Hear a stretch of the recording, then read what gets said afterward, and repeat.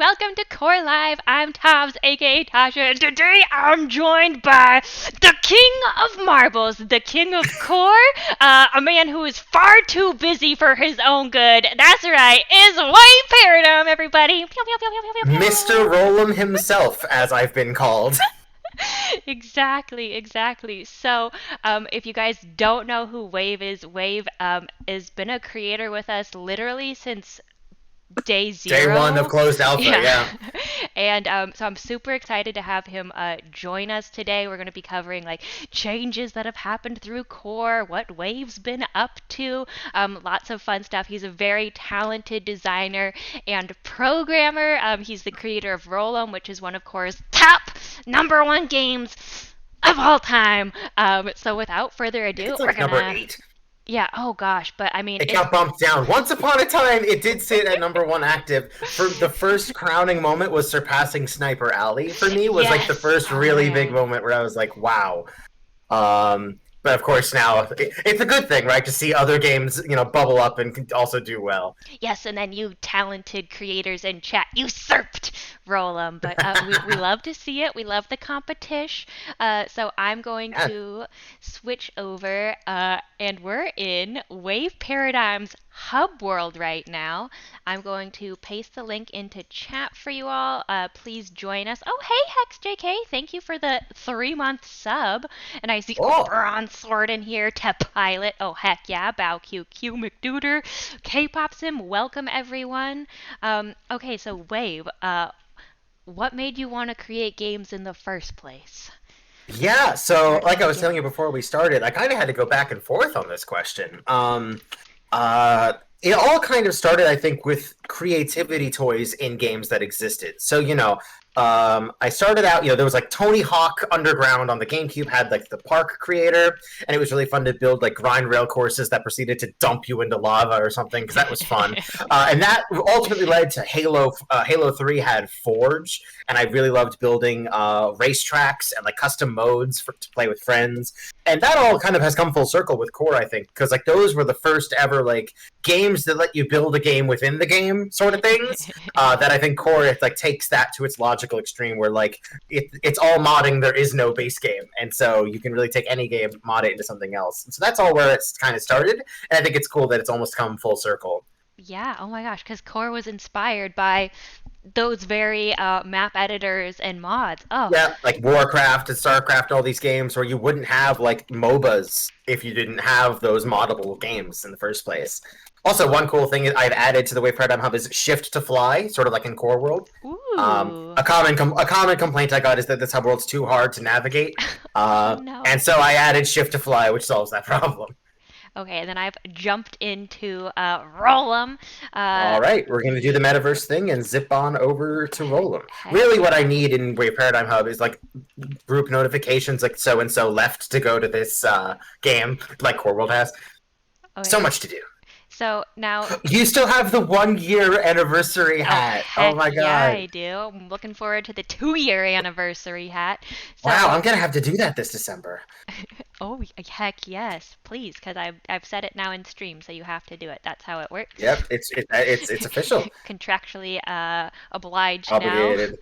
So, Yes. I Roll'em is so interesting because it's actually a you've been working on marble games across different platforms. So, Yeah. was gosh, the marble genre what you started developing games in, or did you develop Yeah. something else first before diving into this? It was one of the first. It's not Okay. technically the first. I think if you're counting technically the very first thing I ever did was like a cave story mod. That's the 2D platformy Ah, game. yes. See modding again. But after that, I made one or two like you'd call them first-person platforming games with like the default Unreal Engine 4 template. Because Oh my believe it or not, I gosh. started in Unreal Engine 4. Like What? a lot of people started in Unity or somewhere, but Oh no, my I was like, no, gosh. I'm gonna pick up Unreal Engine 4 before it was free. So I actually paid like $30 for an Unreal Engine 4 subscription, which they then refunded me because 2 months later they made it free for everybody. Oh my Um, goodness. and Okay. so I made one or two things just to like learn how blueprints worked. I was doing blueprint scripting pretty much entirely, and Wow. then they actually had like a marble roll template. and I was like, well, this is where we start. And I made a little game called Spherical Saunter, which if you dig far enough, you can still find and Oh my play, and it's god. okay. It is Ah. very okay, is what I'll say. Also, I apologize. I do have to try hard because bronze is here. Oh no. Yeah. We're done for. Um, okay, so I feel like that might explain your prolific output because, okay, as I said earlier, Wave is the man who is way too busy for his own good. So I feel like you started on Unreal and then you were just like, wow, everything else is so easy compared to this. Is that That's confirm or deny? I mean, so what's funny is I stopped using Unreal Engine 4 at some point because I didn't have a computer good enough for it at the time, and so you had lots of issues with yeah, Oh my it took gosh. forever to run, takes forever to export games, and that's something Core does really well, despite being built on Unreal Engine 4. Like Hmm. it the editor opens super quick, all the projects export and compile and run and boot up super quick. It's literally black magic. I do not know how the engineering team does it. But after Unreal Engine, I learned Game Maker Studio 2. These are like 2D games, and also Unity. Of course, everyone I'm sure has heard of Unity. Hmm. And so now I think of myself as like engine agnostic. Really, like yeah, I could kind of figure Oh, out anything in any which engine if I had to. I'm most comfortable in Unity because I've released one game on Steam built in Unity, and I've been Engineer working on a project Arena. for 2.5 years. Shout out. Yeah, and I've been working for 2.5 years or 2 years almost now on Slime 64, Oh another my game that it god. has a demo on Steam, and we're Ooh. still working on. Um, and so I have basically like a flow chart of like which engine I would use for which thing. And for Oh the my record, in Core, god. if a game involves multiplayer and online in any way, the answer is Core. For me, there's nothing else I'm comfortable using. And heck, if I'm learning how to use Photon and all these like plugins for online multi, nope. Core is where it's at for literally anything involving multiplayer for me. Wow. I would literally rather remake a game concept in Core just so I could use their multiplayer. um, Single player, it depends. Core, there are some things that are fun in single player, though. Like I think we both know, like single player Hmm. isn't really like the target audience Hmm. of Core as much. Would There love are to some see really more cool single player games, but social single hmm. player. I think is like the way to go. Where if it's an experience you do by yourself, but you can do while other people are like around. Right, like the tycoon genre is a great example. Tycoons aren't really multiplayer in the sense that you're typically not like influencing other Mm. players, but you're all playing alone together. And I think those are great. Yes. Um, Alone it sort of like together. has a similar vibe if like you're like in a call with a bunch of your friends and you're all playing different things but you're just chatting about what you're doing. um but yeah, anyway, so physics based single player games I'd probably use Unity because it has like good box 2D support and all these Yeah. things.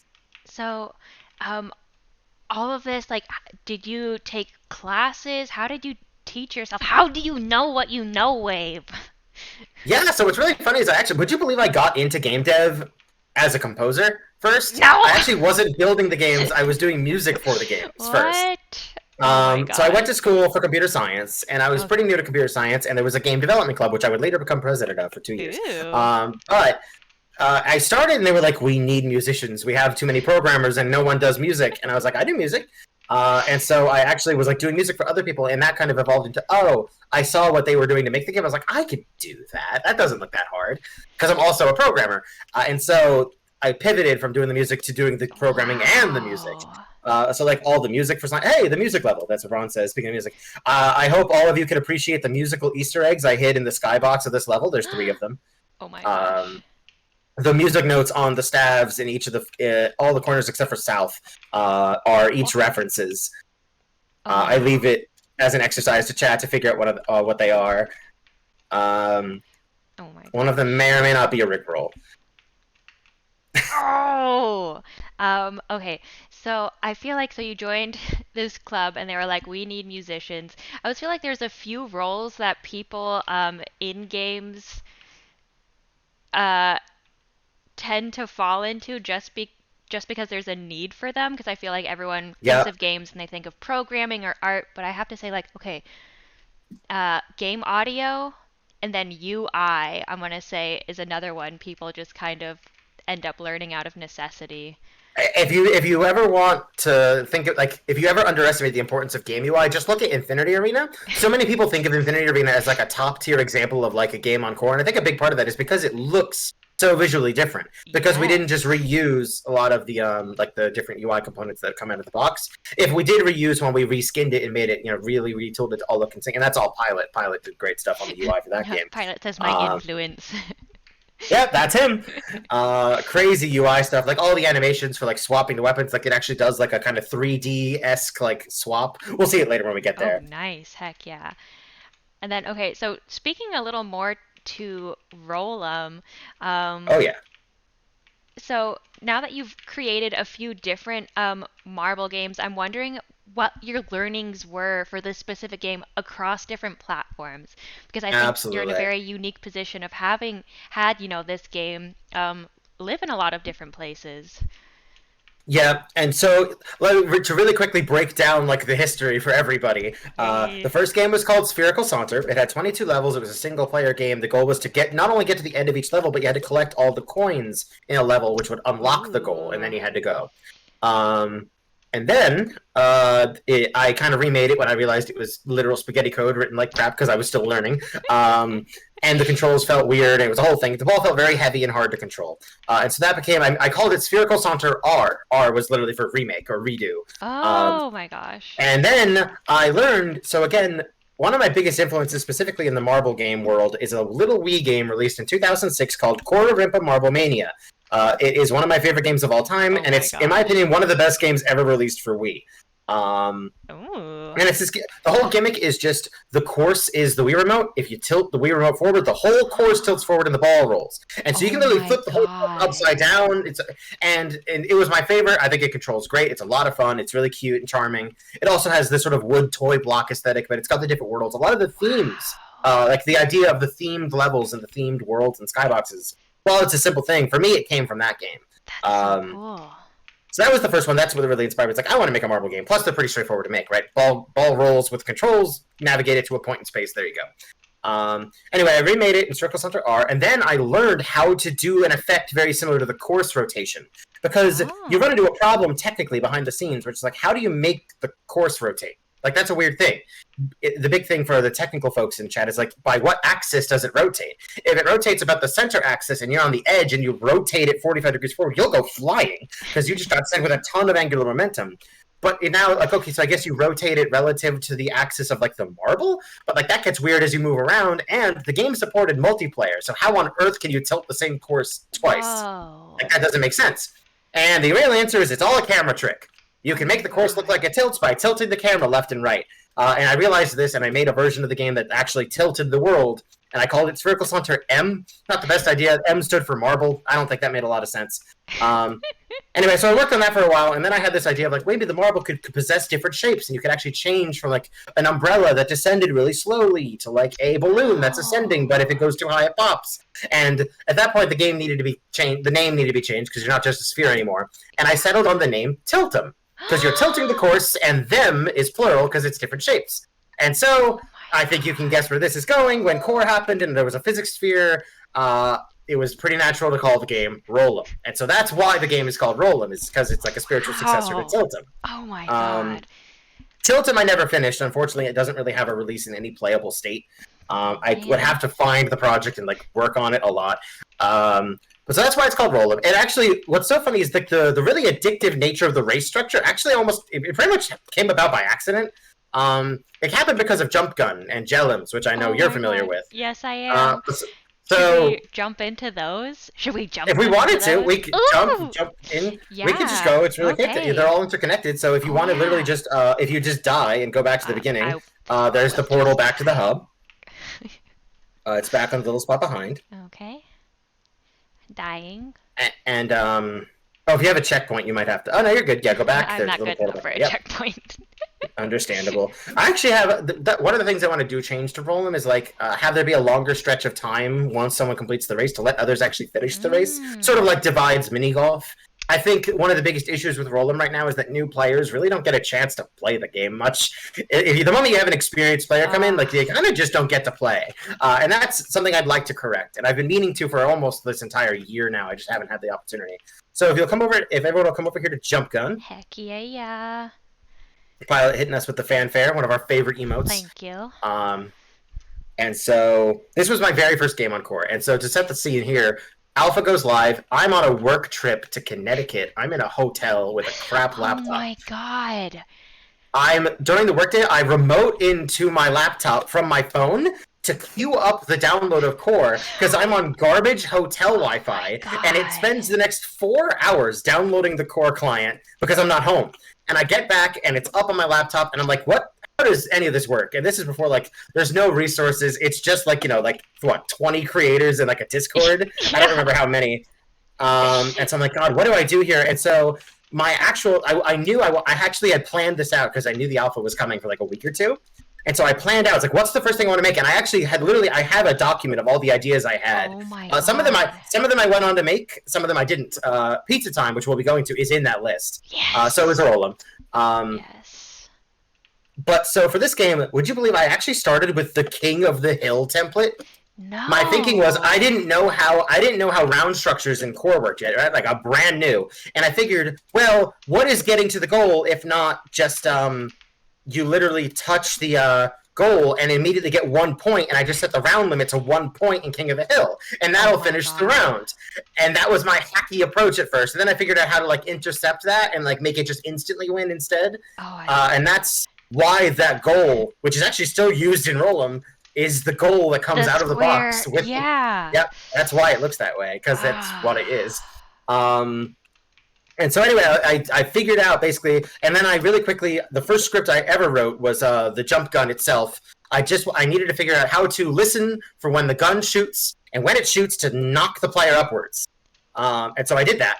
And I got that working. Yes. And then my stroke of genius was going into the shotgun model and bending the front of it down 90 degrees. And then I just made there be a goal, and that was it. And then the only other thing I did was and this is very important, I made that block that appears as a hologram, but then once the round starts, it becomes solid, and you can actually jump to it.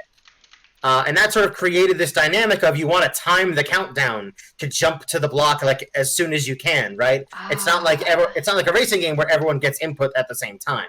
Man, how they're so good at jump gun. And so like that, notice like you want to time that block.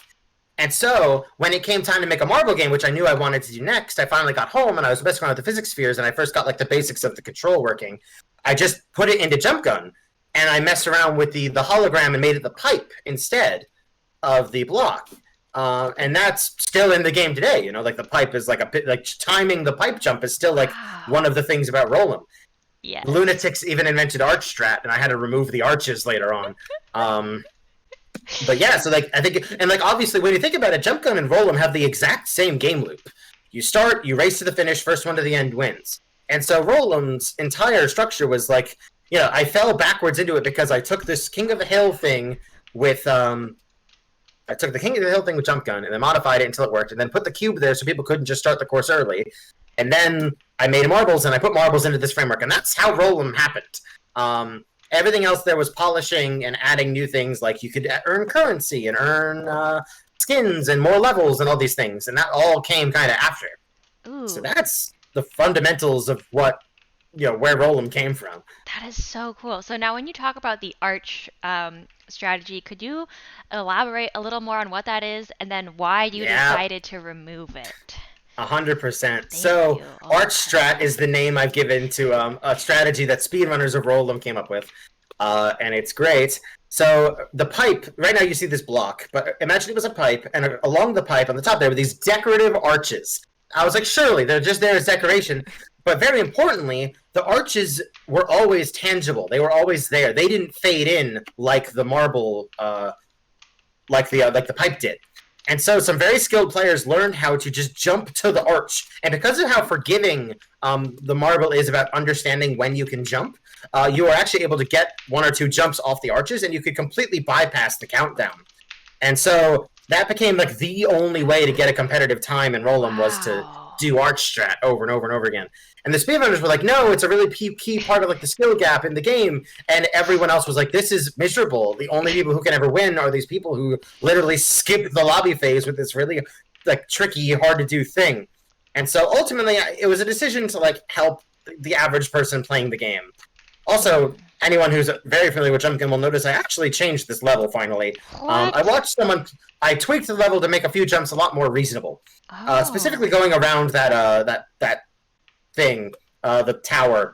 All the jumps now are evenly spaced apart, where they used to kind of be different.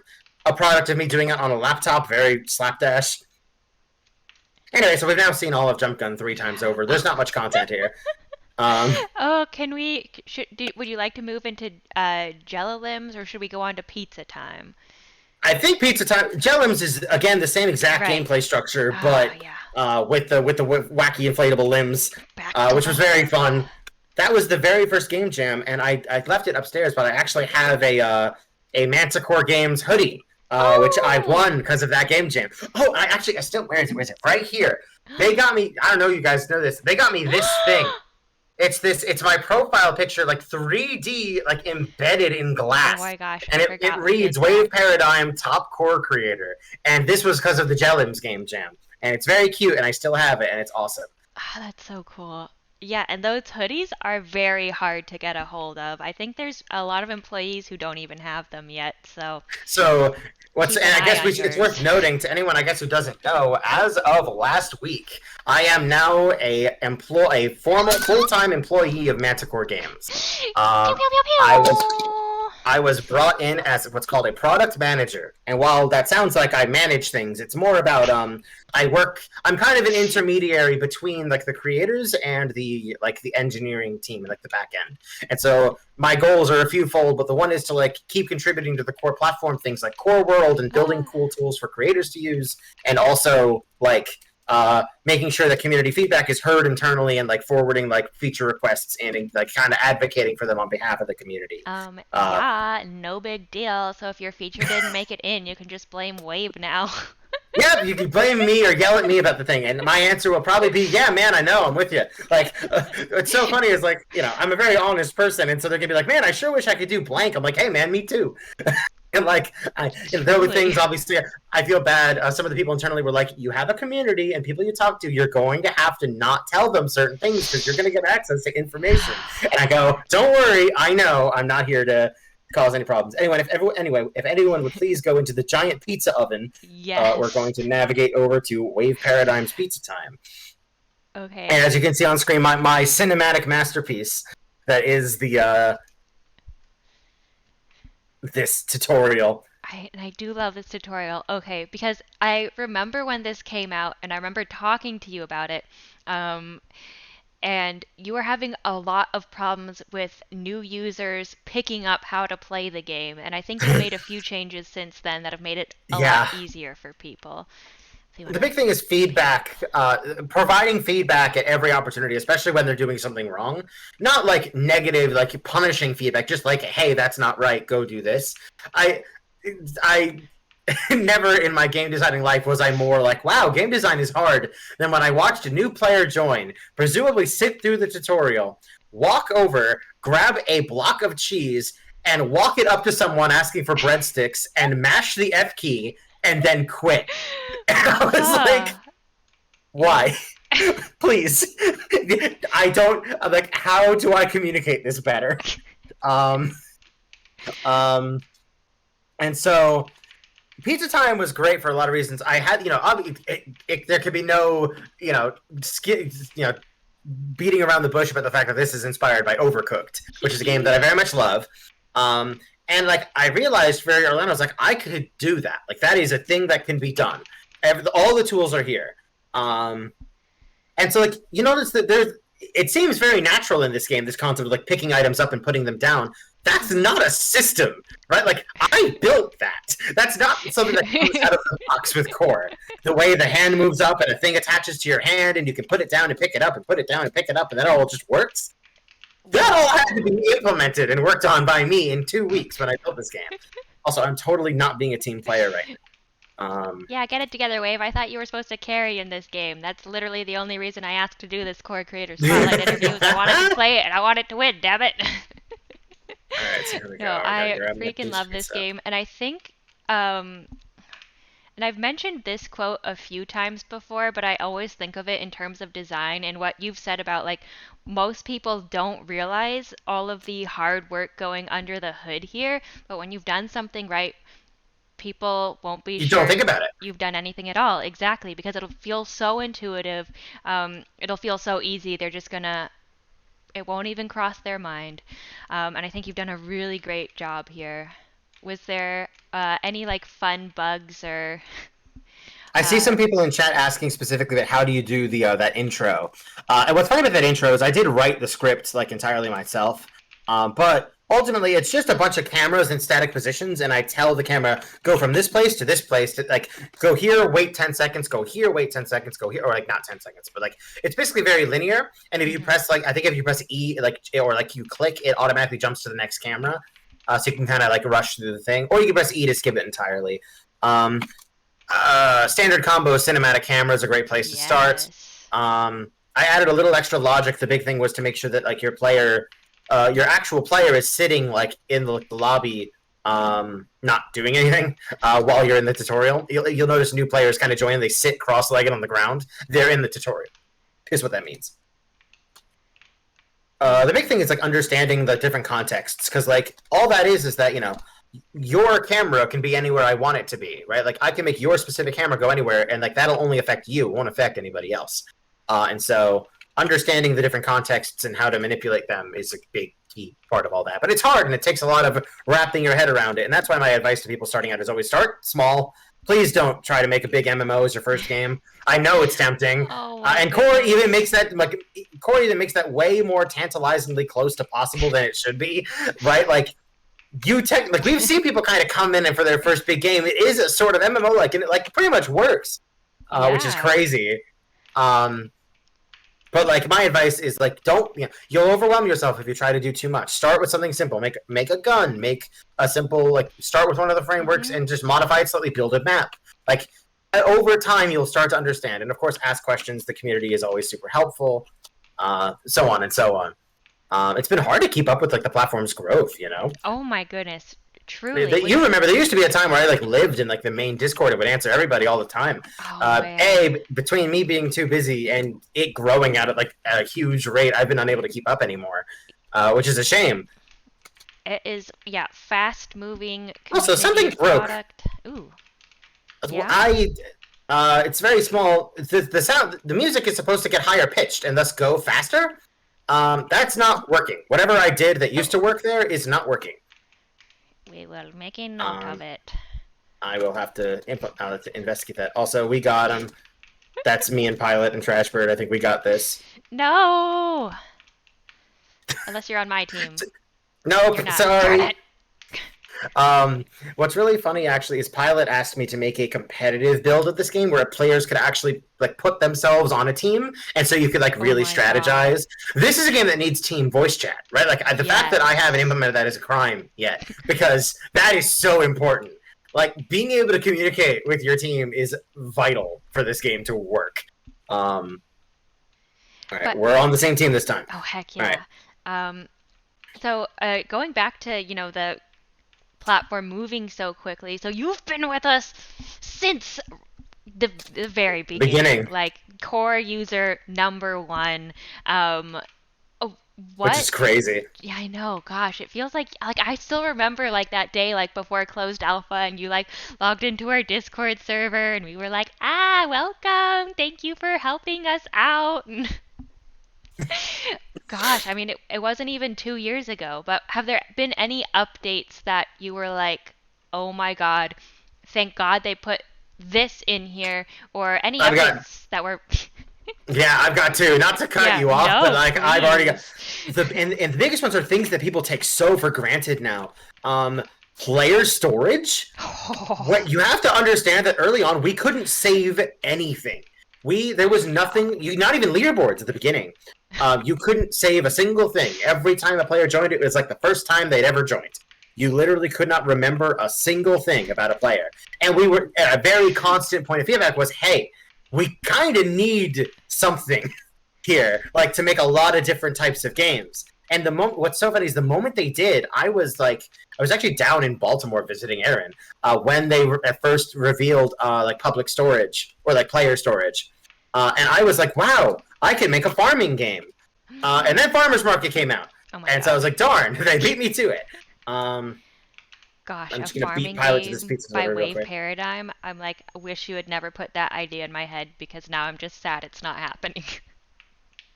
And that's of course a challenge that I think Manticore is aware of. Is it's hard to compete with Manticore. You know, like Mm, they're very good, and so that's the trick. That's a challenge, right? Like on the one hand, we want awesome games that like promote the platform, but like you also don't want to demoralize creators from building cool things. truly.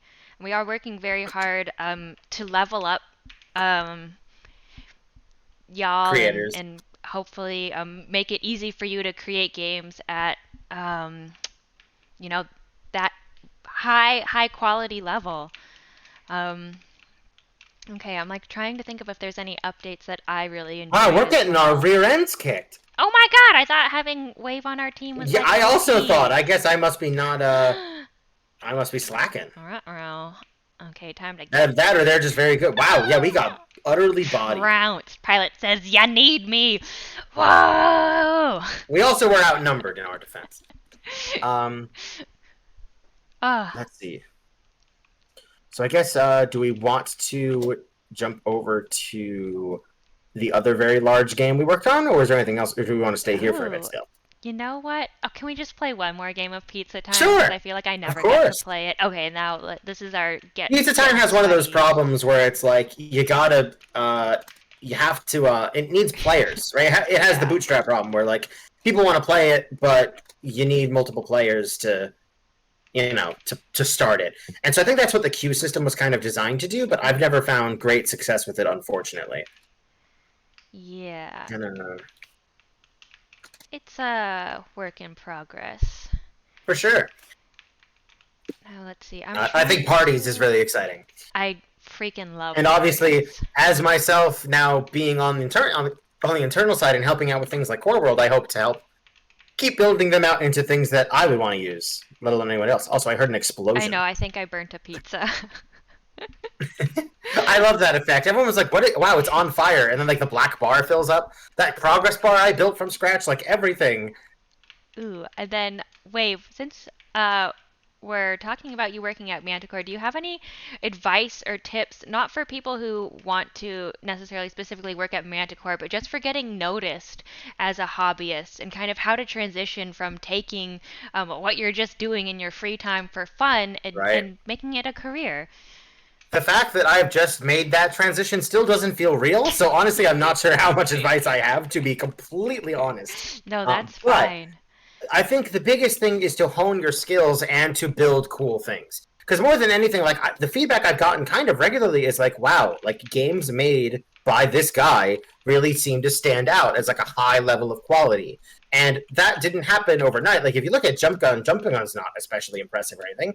It's just that over Jump Gun taught me things, and Jellims taught me things, and Roll'em taught me things about building, what it means to build a game and continue iterating on it, and to like, Mm, it means going back and fixing things and improving things, and being realistic about what can be done, right? Like everyone at Manticore has heard me say over and over, "Well, I'm busy with my day job. Well, I'm busy with this," over and over again, and that's because, to be frank, like for the longest time, it was a hobby, and yeah. so it got a hobby level of dedication for me. I wasn't going to let it completely dominate my life. Though sometimes I did get carried away, like with Pizza Time. I'm like, I think oh, you guys remember like very many late night binges. There's actually a yes. still my partner Aaron actually did a still life of me working on Pizza Time, and I'm told that I was a great test subject because I sat Oh, completely motionless for about 5 hours. yes. And Um, then speaking of Erin, she did this wonderful pizza core logo, right? Yep, In the yep, yep. The thumbnail. Pizza Time logo was done by Aaron. Yep. It's actually gone through a few revisions. Originally, it looked way more realistic and really beautiful, though we got some feedback that for like a logo to be clicked by a thumbnail, it kind of didn't pop. And so that's why it kind of got reduced to like simpler colors and more cartoony things based on some feedback we got. Ooh, and then I think But I do absolutely love the thing. we are ready to hop into Infinity Arena. So let's Anyone's, see. we can press H to go back to the hub. Yes, I'm like, I remembered it. Heck yeah. Um, okay, so now that we've addressed how busy you are. Oh, oh my gosh, wait, shallow? brought a freaking Yeah. pizza back to the hub? You can do that? Oh yeah. So if you go over to the pizza, go over to the pizza time and talk to the oven. You Talk. pull you pull a pizza out of the oven. It's great. Oh my god. Okay. Yeah, because like originally my goal with the hub world was every time I built a game to have something from that game in the hub world, right? So like that's why I made the airplanes, and now the little airplanes that go around. Roll Room has just the little rolling ball that rolls back and forth. Oh my god. Pizza Time, I actually implemented the same pizza holding logic. And it's not a weapon, but if you pick up a weapon, the pizza goes away. I had to think about all those things. Wow. I originally wanted to make a thing where you could I wanted to make a thing where, like, if you brought the pizza across the map to somewhere, you'd get something, but I never got that far with the bit. So now you can just hold a pizza for fun. I mean, I just love this is like all this attention to detail put together just for your hub world. And I have And that's because that's the core portals are so cool. I think that's I think also part of why I was brought in specifically for Core World is because I've been one of like the earliest and most like consistent like users of this multiverse system. I think it's so cool to be able to just jump between all my games like this without ever seeing a menu, right? Like to be able to go to roll them and then zip back out and then zip over to Infinity Arena, then zip back out, go over to like just my entire like it's almost like a museum, right? Of like of all of my own content. And just getting to add to it piecemeal over time, it started as just one little hexagon and like with a few spokes, and now it's this whole big interconnected space. And so I just really love the concept. Oh gosh. Okay, so I've jumped into Infinity Arena. And here we go. Oh my goodness. Okay, so Infinity this is Arena made... is probably the largest and most complex project I've worked on Core. Oh, heck yeah, let's dive into it. So this was made for the Core Invitational. Oops, I need to reload. Ah! WaveParadigm sniped you! Ah! So, first of all, what was it like working on a game jam for a freaking month while you still had all of your regular business going on, your day job? The answer is exhausting. I put in so many hours. I put in like the rest of the team can tell you that I put in like I'm not gonna call them all-nighters because I don't do all-nighters, but like I put in a lot of late nights and didn't sleep a whole lot that month. And that happened at the same time I learned I unexpectedly had to move. Oh I learned my I had so many things happened this month that it's a miracle the game came out as well as it did. But it's because I had a good team and we had a really solid plan from start to finish. Oh my literally without a single like. If even one person of the team wasn't on the team, the game would not be what it is right now. So let's cover who the team was. Absolutely. So the team was myself, Pilot, who's here in chat. Hey, Pilot. XR Studio was the map designer, and he did a great job. Nice, phenomenal creator. We had Burnsy, who actually is now on Team Meta, but he also he made the bean game that was like Katamari and the point and click like black and white like hidden object game. He and I spoke, and he was one of those creators that I saw and was like, oh, you're building really cool things really quickly. I like you. I want to talk to you more. And he had seen a bunch of my stuff. And so when it came time and they straight up said, hey, like teams are more likely to get like teams are way more likely to get accepted into this invitational. I was like, I should not play this by. I should not just apply by myself. I need to work in a team here because we want to show like the best of the best. And so I know I wanted to do a Halo-like, and let's be honest, that's what this is. And it's a type of shooter that I wanted to that wasn't getting represented on Core. Core had a lot of military-style shooters, your sniper alleys and your strike teams. And one of the things I didn't... Oh, God. The spawns could use some work. Okay. Ooh. So your role primarily in these projects is, I want to say, designer and programmer? I would describe myself as like project manager and lead programmer. So both of these things. Okay. And so... we came into this with a solid plan. We wanted to prove two things. One, that we can make a shooter that doesn't feel like anything else on Core, which I think we succeeded. And we specifically wanted a shooter where you could vote on both game type and map and have that very seamlessly go from round to round. Because one of my least favorite things was like, Sniper Alley is great, but you get tired of the one map over and over and over and over and over again. And I knew from things like Roland that it was perfectly possible to spawn in different levels, right? Like, oh man, I got bopped. Yeah. And so we built, we had a focus on building like the different game mode systems and the different maps. And then I was the guy that built the systems that connected it all together. Oh, right. The fifth member of the team is Live on No Evil, aka Richard, another person I went to college with. Oh my gosh. And he worked on the game modes specifically. So we built like a King of the Hill and a deathmatch. We kind of built them ourselves so that we could slot them in and have different logic for like the weapons you respawn with and what should happen to the maps. You'll notice that for these maps, these game modes like Sniper Alley here, also I'm sure you can appreciate the naming.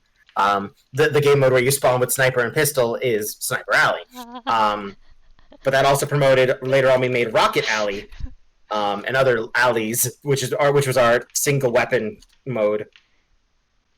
Anyway, I know the game is so high octane that it's almost hard to talk and play at the same time. I know. I'm like trying to listen to your answer and survive at the yeah, it's tricky. So I think the thing I'm most proud of in this entire thing.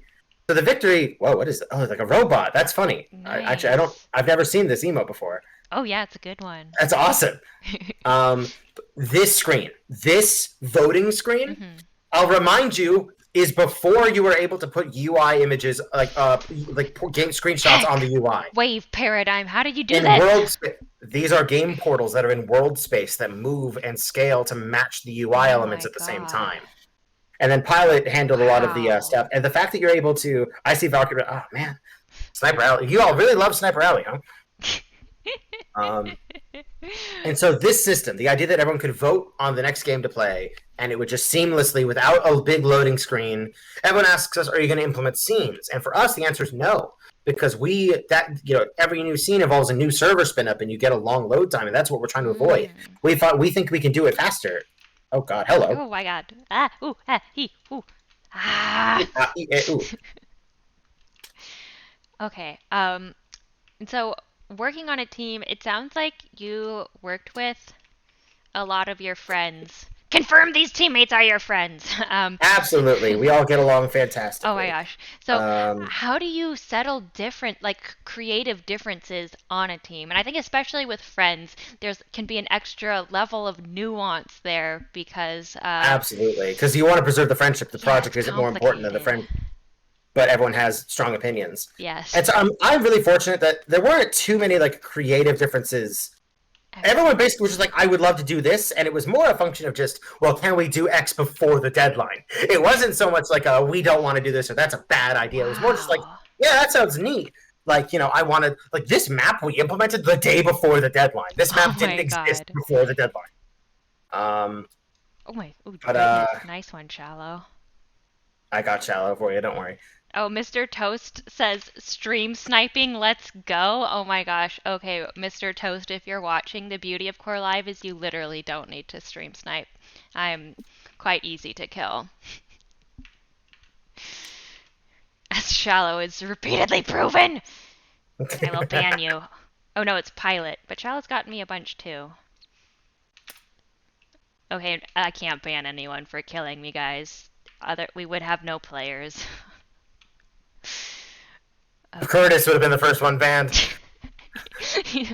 Banned and fired. Please vote for anything that's not Sniper Alley. Please. Okay, nicely done. Oh my God, Franz has all the awesome emotes.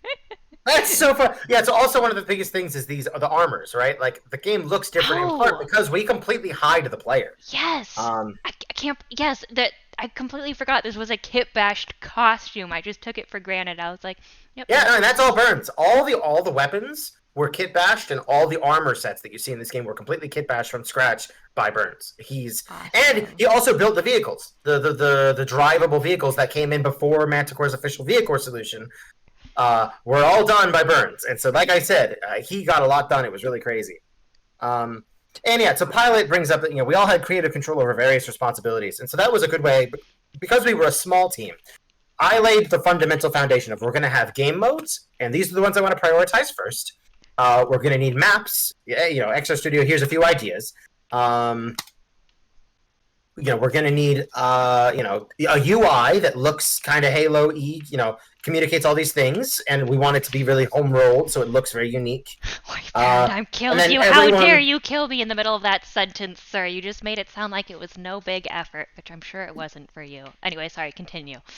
and it's sort of just like anyone, once those duties have been assigned, everyone had pretty big flexibility in what to do with their area. So the UI, obviously, I was like, we want to see the primary and secondary weapons and communicate how to change them out.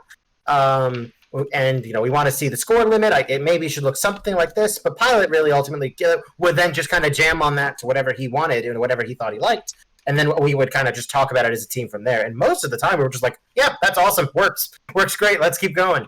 Especially in a game jam, you don't have too much time to rework. So if something works, you probably have 3 other fires you need to put out instead of reworking that one.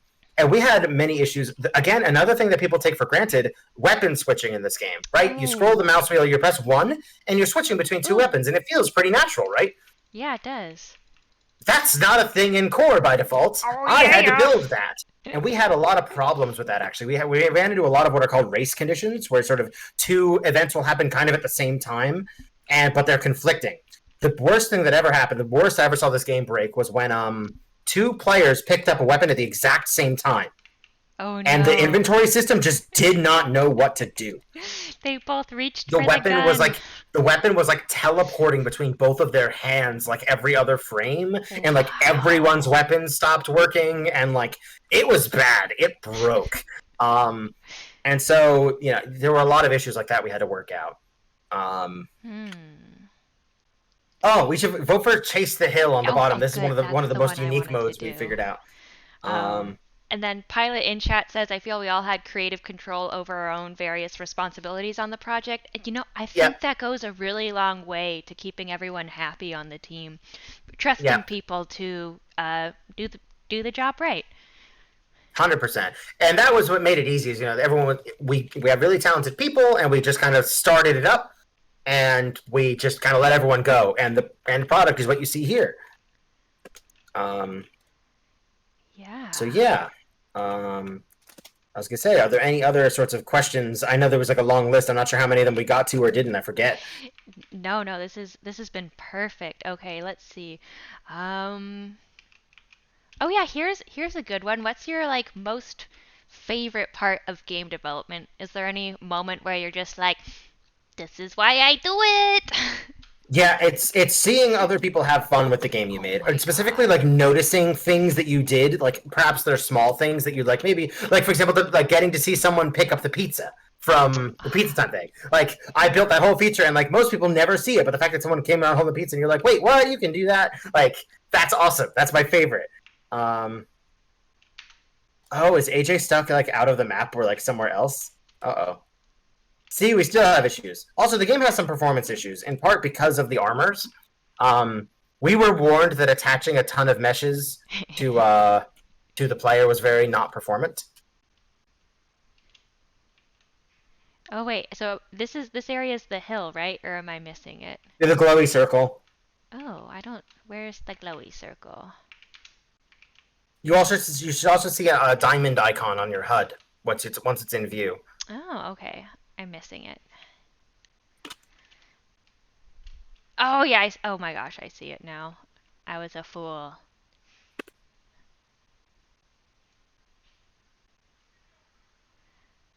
Okay. So actually, if you type, I'm going to type, I have a command that shows the FPS counter. We're not doing great, and that's because of how many players we have. Like, 10 players really is. We want 10 players because we think it's much more fun with more players, but the game struggles intensely with this many players, unfortunately. And so we have some ideas on how to improve it, but again, it comes down to having the time. In the meantime, we may have reduced the player count back down to 8 just because at some point there are some issues, Sure. Is there anything like, gosh, this is going to be so hard to ask you as now a Manticore employee, but is there anything you're particularly looking forward to as a creator that you would like to see added to the engine? Yeah. So let's see. I'm trying to I just put myself in the mindset of before I joined, honestly. And it's what's funny is for me, like now with where we're at, there are a bunch of things like there haven't been too many things where I'm like, wow, I literally can't do this because something's missing from core. Like less and less that's been happening now. One of the Awesome. big ones that I can talk about because it came up in the VIP one is at some point they're working on a solution for like being like better controller support, like gamepad support. Yes. And because one of the constant points of feedback I get is like, hey, I can't play Roll'em on a controller. Mm-hmm. Like I can play other core games on a controller, but I can't play Roll'em. And that's because behind the scenes in code, there's no way for me to get like what direction the user is holding the stick. There's no way for me to get that information. And Ah. so that's been a point of feedback of mine for like a year plus now. So I'm happy to like, and they know about that, you know. So a lot of the things are like things they know about. There's improvements to the weapon system that they're working on. Sphere casting that just came out was one of the big ones, actually. Oh, nice. For example, Good. just about all the weapons in this game are actually projectiles, not hit scan, because I found that all the hit scan weapons felt terrible because they were really tiny. And so, however, that Ah. tracks instantly is nice and all, but if it is super duper tiny and you're 1 pixel off and now you didn't hit them, it might as well have just been a really fast projectile that was big enough to make it feel like you're hitting them better. So all of these sort of minor improvements and stuff. Another one that I think is coming that I'm allowed to talk about because I heard about it prior to joining is this idea of, I think, offline storage for like not just players but like game level storage, which is something I'd love to see. Like the ability not just for like to remember something based on a player, but for the game itself to remember stuff. There's a lot of challenges there because you have multiple like instances of the same game up and they're both trying to remember something at the same time. That might cause some problems, but all these features, I think, once we get there. Ooh, someone in chat says a spline system, and I totally agree. Ooh. I think that would let us much better, like, kind of sculpt more organic-looking objects and pathways and stuff. Heck yeah. So there's obviously all sorts of little features and stuff, but by and large, like, I think, you know, each new feature, I don't want to say is less impactful, but, like, big, you know, each one, we've hit such big features now that a lot is possible with what's here. And so it's now about Yes. kind of continuing to add, like, filling in the smaller and smaller holes each subsequent round. Oh my gosh, yes. Yes, exactly. Um, Ooh, this is wow. SWAT. So the gimmick with SWAT is that you don't have a radar, Oh. and you die in a single headshot. Oh no. Okay. Uh-oh. Oh, Ooh, yeah. yay, like that.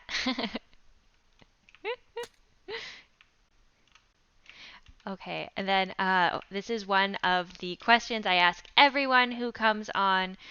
It's the hardest question. Favorite core game that isn't Oh man, yours? that isn't mine. My go-to answer for this for a very long time has been freeze tag. Oh, Um, yes. from Dreamweaver, Heck just because yeah. it's such a it's my favorite example of like such a simple concept.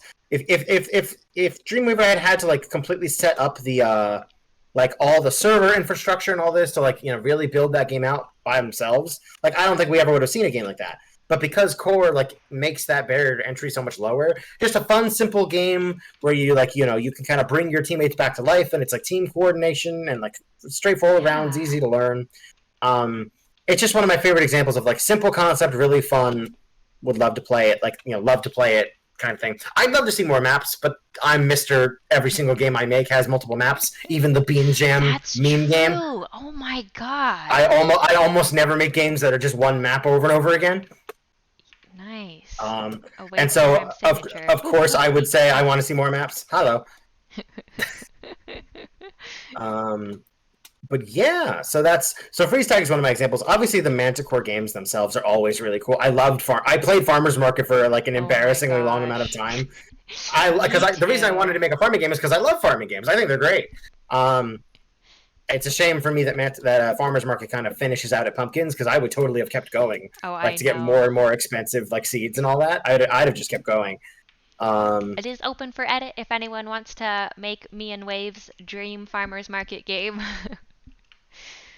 yeah, so yeah, Spell Shock 2 is super impressive and really cool to see. Uh-huh. Like that was one of the first ones where I was like, wow, this is another step forward. It and Strike Team were two games that I was just like, wow, that is very cool.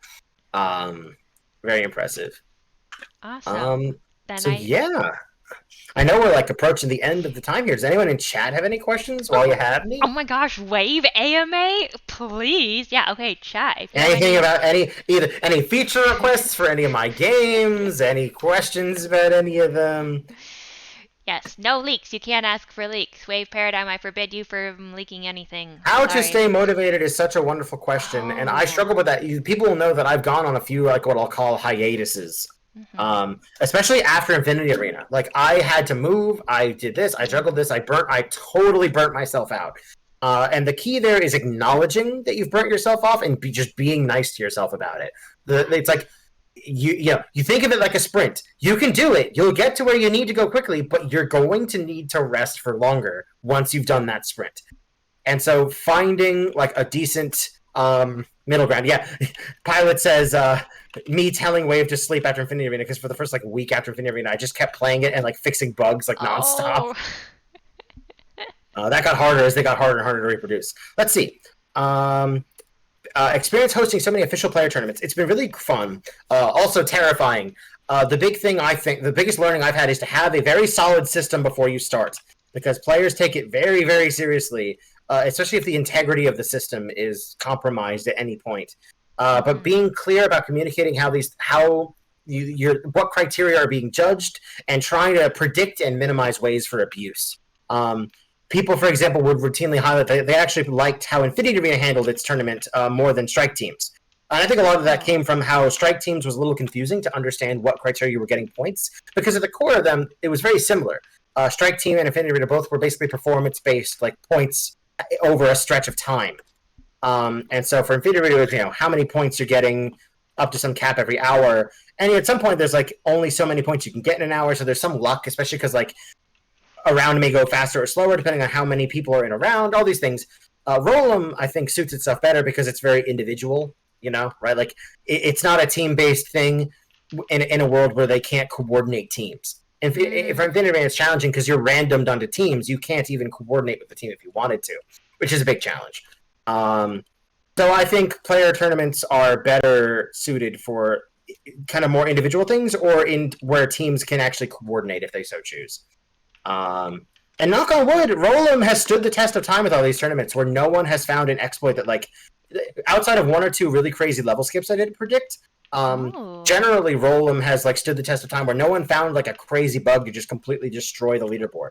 Like, it's Nice. been 2 years, and so I'm actually reasonably proud of that game for standing the test of time. All right. I also see ask for basic uploading images for the UI in game. I will raise it internally, or I will. I have noted that is feedback. That is a feature you're interested in. Nicely done, Wave. And then there was one favorite pizza topping. Favorite pizza topping is a tie between bacon and onion. Oh, intriguing. Oh. Bacon is incredible on pizza. If you haven't tried it, you're not living. And onion, also, it's like I like Hawaiian. Just to start that argument for a second. Oh Um, no. but I think onion is melds it stands out less in a pizza world while still offering like a good textural experience. It's one of my favorites. Anyway, A um, textural experience. Oh, and the Killer Koala says onions underrated. K-pop Sim says yes, pineapple. All right, we have some heathens up in this chat here. I'm a heathen too. It's okay. Oh, and Ambro Fox says, "Oh, look, it's people playing my new digital drug. LOL, a bit hooked on Core." Oh, yeah. Hey, Ambrose Fox, welcome back, and glad you're enjoying Core. To Pilot says, "All of these are good toppings." Oh, gosh, Pineapple Gang, you guys. Ay, At ay, some point, ay. pizza's just good. You know. City of Mercy, would you say that's your onion on onions? Oh, City of Mercy uses onion Yes. for. Oh, you know. Opinion. Yep. I Ah, would say that. oh, incredible. Okay, you My you might onion is that they're good. You might be City of Mercy's new favorite person on the prod team. Wave Paradigm. All right. So, Japan would order with pizza with corn and tuna fish. Fascinating. I've learned at this point to not judge anything. I've just learned like neat. I bet it's probably good for some people who like it. They wouldn't sell it if no one liked it. oh my, You know? we are going to end it on that positive note. No judgment. This is a judgment-free zone. If it's out there, it's maybe some people enjoy it, and if you don't enjoy it, that's okay. All right. Wave Paradigm. Thank you so much for coming on, Of course. dude. Thank you so much for having me. Yeah, it has been such a Sometime maybe we'll pleasure. do a core live stream where I help head like a build and we build something. Because I know you've been doing some Oh like my build God. streams. Well, yeah, actually at 3 p.m. Pacific time today, if I may plug something here. Yeah, we're doing Core Live creates a game in Core, and I would love to potentially have you on as a guest, maybe for Game Today, I'm not Feel. sure. Today, I'm not sure. That might be a bit. No, Unfortunately, today I we're have voting other on things. map designs. Gotcha. But yes, sometime I'd absolutely love to come through and either help with game feel or help build out some new things. Just because fun again, it's a whole thing. We don't really have time for it. But when I was president of the game dev club at my school, we made an event called "Let's Make a Game," where we literally had an auditorium full of people, kind of improv comedy Yes. style, for features and stuff, and we just kind of built it live. The issue there was that programming is not a spectator sport, but things like core let you build much faster, so it might be better suited for the same thing. Yes, indeed. So it's basically it's not an auditorium full of people, although I've been liking it to the silliest group project. It should be a lot of fun, and I would love to have you on. All right, guys. So I expect Absolutely. to see everyone in this chat at 3 p.m. If y'all can make it. And then yeah, stay tuned. Wave Paradigm potentially coming on as special guest star for Core Live Makes a Game in Core. Excellent, Wave. Thank you so much. It has been just an amazing time with you all these years using Core and seeing your A year and creations. 3/4, I think we're at Oh now. my God, that's Ain't that insane. crazy? Okay, Oh excellent. man, Well, thank you again for coming on. And anytime. friends in chat, thank you for tuning in, asking questions, and playing with us. And so, with that, I'm going to sign us off. Okay. Oh, bye, Wave. Bye, chat. Bye, Bronze.